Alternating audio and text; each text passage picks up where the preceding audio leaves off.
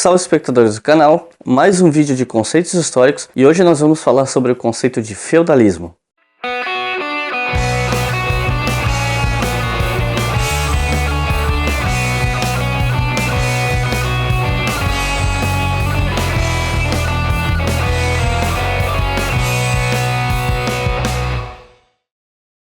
Eu fiquei bastante surpreso que o meu vídeo sobre o conceito de anarquismo tem tido tantas visualizações, já é o segundo vídeo mais visto do canal e provavelmente daqui a 1 ou 2 meses deve se tornar o vídeo mais visto do canal. Eu espero que pelo menos ele tenha dado um pontapé inicial para algumas reflexões, de alguns que viram um vídeo e que possa contribuir nessa discussão que tem acontecido na internet afora. Mas se você está acompanhando meus vídeos de conceitos, eu só queria pedir uma coisa: não se esqueça, são vídeos introdutórios que tentam discutir o conceito historicamente. Eu não tenho como dar conta de tudo. Então, inclusive nesse vídeo que você está vendo, pode ser que eu deixe algumas pontas soltas. Então, se vocês quiserem complementar abaixo, fiquem à vontade. Bom, a palavra feudalismo vem da palavra feudo, que por sua vez é uma palavra que tem origem no latim feudum e que significa posse, propriedade ou domínio. Apesar disso, a expressão feudal, ou seja, que se remete a feudo, ela só vai aparecer pela primeira vez em 1614. E o conceito de feudalismo como um sistema específico vai surgir só em meados do século XVIII ou XIX. Se eu não estou enganado, o século XVIII. Ou seja, o termo feudalismo surge como uma espécie de ferramenta teórica para se discutir sistemas econômicos, políticos e sociais muito parecidos que surgiram na Europa. E dependendo do autor, em outros lugares também, não só na Europa. É importante enfatizar isso quando se fala em feudalismo, porque feudalismo não se refere só à economia. Um dos problemas do conceito de feudalismo é que simplesmente não existe um consenso sobre quando ele começa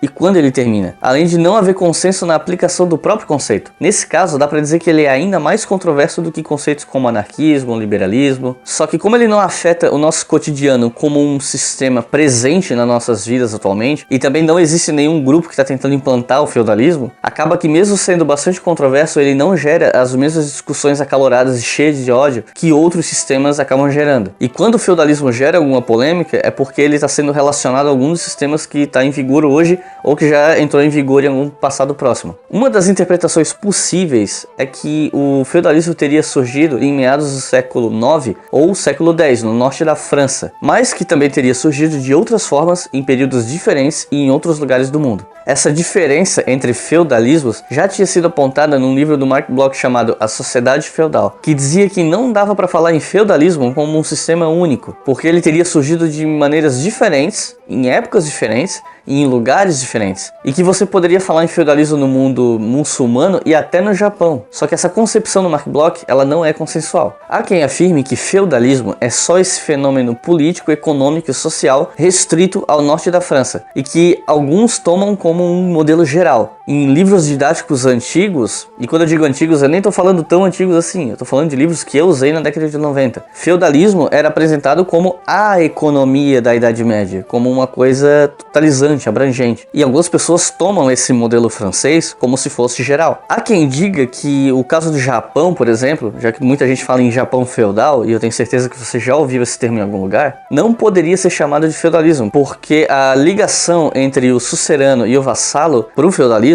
é uma ligação estritamente cristã, a partir de questões morais cristãs. E sem o componente cristão, você não poderia falar em feudalismo. Portanto, o caso do Japão não se encaixaria. Isso, claro, como eu já falei várias vezes aqui no vídeo, não é consenso, é outra perspectiva. Eu prefiro não bater o martelo sobre isso porque eu não sou um medievalista para opinar. Mas esse tipo de discussão ela acontece em vários outros conceitos. Conceito de fascismo, conceito de coronelismo, são conceitos que sempre tem essa discussão entre o pessoal mais purista, que acha que o conceito está restrito àquele momento histórico e àquela coisa que ele define naquele momento, e que aplicar ele depois acaba sendo anacrônico ou uma deturpação, e tem quem acredite que a partir do momento que o conceito surge, em que um determinado evento histórico acontece, que uma determinada situação cria esse conceito, ele pode ser aplicado a situações análogas no futuro. Depende de cada caso. Em alguns casos os puristas parecem ter mais razão, em outros não. Depende. Enfim, as estruturas socioeconômicas feudais, elas têm precedentes no fim do Império Romano. E esses precedentes, eles colapsaram em parte pela expansão do Império. As discussões sobre o colapso do Império Romano sempre colocam em voga o fato de que a própria expansão do Império foi o fator principal que permitiu o colapso gradual desse Império. E a partir de múltiplos fatores e eventos que causaram algumas rupturas, esse Império foi colapsando, mas deixando algumas continuidades. No caso da economia, o fato da economia romana ser majoritariamente escravista fazia com que se necessitasse de uma importação constante de mão de obra que fizesse essa economia funcionar. Para manter a produção de latifúndios, era necessária essa mão de obra. No caso da economia romana, o fato dela ser majoritariamente escravista fez com que houvesse uma grande necessidade de importação constante de mão de obra para fazer a economia funcionar e para manter a produção dos latifúndios. Como a principal fonte de obtenção de escravos nesse momento, nesse contexto europeu,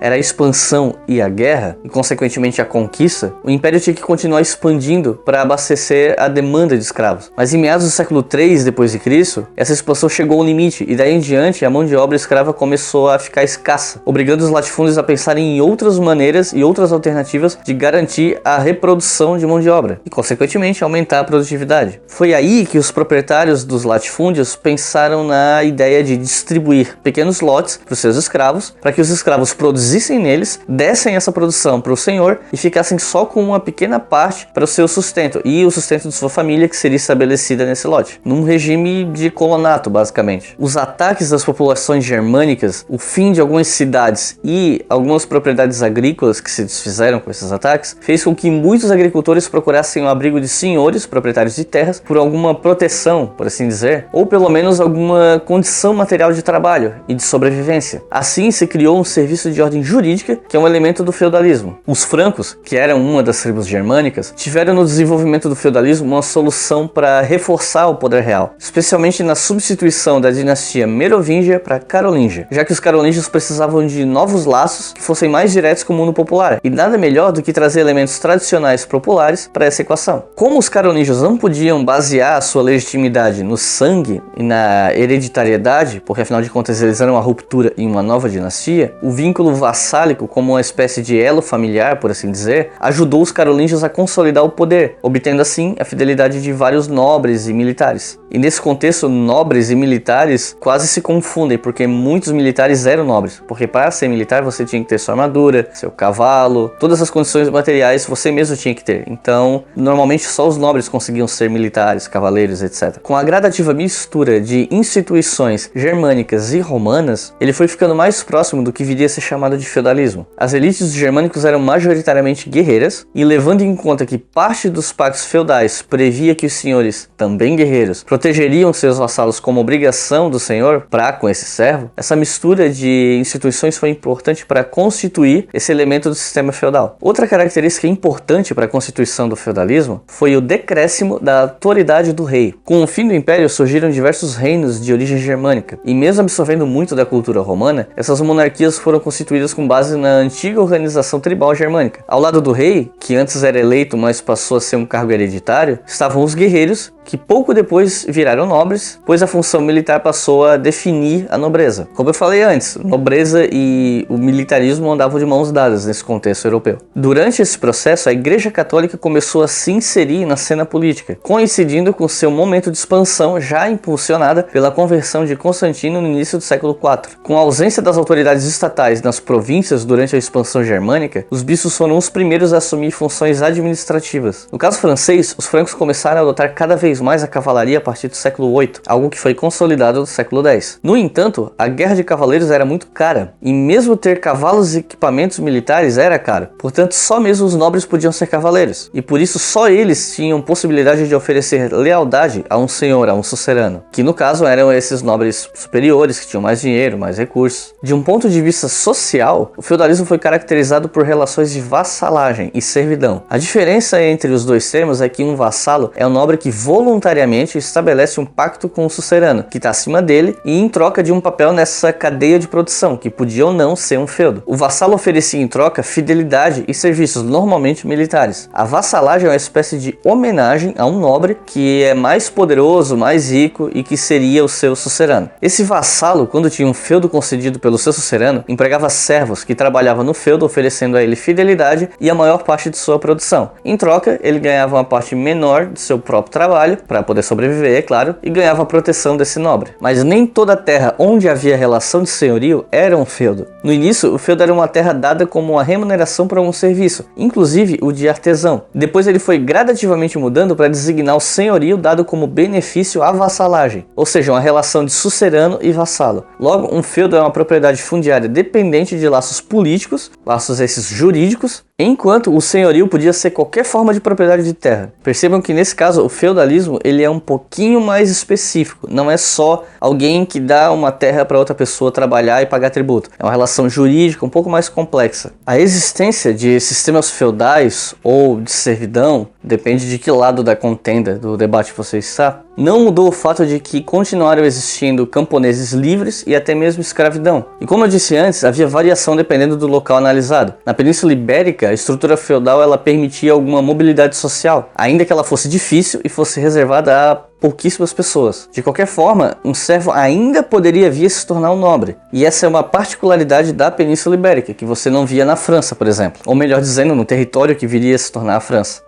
Além dessas discussões sobre o feudalismo ser restrito à França ou não, essa não é a única polêmica sobre o assunto. Há também divergências entre o feudalismo ter um caráter positivo ou negativo. Mark Bloch defendia que o feudalismo era mais negativo porque a fragmentação do poder abriu caminho para uma desordem e uma instabilidade política na Europa, enquanto outros recusam essa explicação e veem um aspecto positivo no feudalismo porque ele ajudou a atrasar a constituição de um Estado absolutista, porque ele fragmentava o poder e essa fragmentação do poder em pequenos nobres e reis impedia um governo muito centralizado, ainda que ele não tenha conseguido impedir isso para sempre. Esse impedimento se daria porque havia essa ligação jurídica que obrigava os nobres mais altos, os suceranos, a respeitarem os direitos que eles mesmos estabeleceram. Ao menos no papel, é claro, não quer dizer que isso sempre fosse respeitado. E de qualquer forma, esse sucerano ele tinha que resguardar os pactos de sucerania e vassalagem que tinham sido estabelecidos. Bom, uma bibliografia sobre o assunto, que foi também a bibliografia que eu usei para esse vídeo.